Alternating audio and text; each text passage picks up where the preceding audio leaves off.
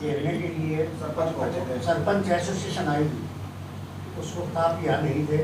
उन्होंने कहा है कि हम किसी को भी गांव में नहीं घुसने देंगे, ये चैलेंज करके देंगे। देखिए, मैं आज हमारे बाबा अजीत सिंह जी जो कि कार सेवा के जो हैं प्रमुख थे अपने चिल्ला साहब जो गुरुद्वारा है उसमें, आज उनकी भोग था। मुझे वहाँ जाना था और मैं वहाँ पर थी।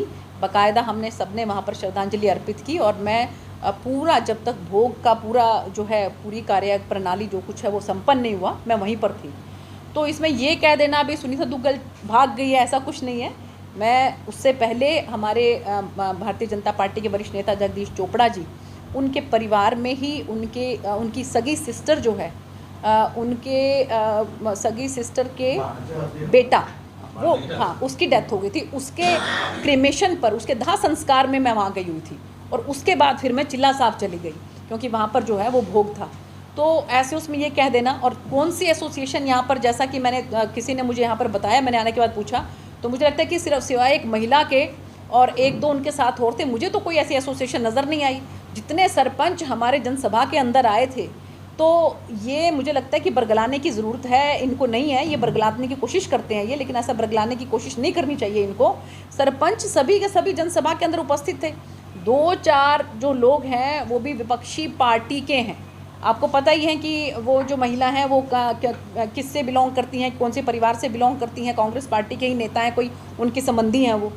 तो ऐसे जो क्या किसी विपक्षी पार्टी के जो अगर अपनी कहीं कोई उनकी अपनी कोई महत्वाकांक्षा है उसको लेकर अगर वो इस तरह के धरने प्रदर्शन अगर करती हैं, तो आम जनता, आम सरपंच भाई हमारे सब इन बातों को समझते हैं।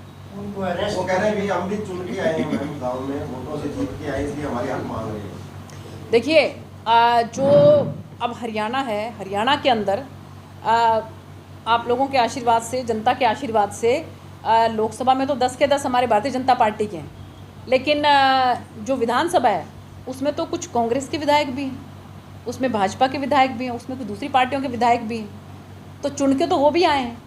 तो हम ये कब कह रहे हैं कि आप लोग चुन के नहीं आए हो? लेकिन चुन के आए हो तो उसके बाद आपका ये हक बनता है कि आप आम जनता की जो समस्याएं हैं उन समस्याओं का समाधान करने के लिए सरकार से बात करें।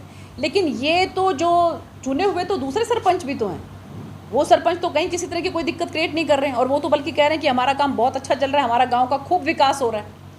तो मुझे लगता है कि यहाँ पर उनकी जो राजनीतिक महत्वाकांक्षा है वो आड़े आ रही है, इसलिए वो इस तरह के धरने प्रदर्शन कर रहे हैं।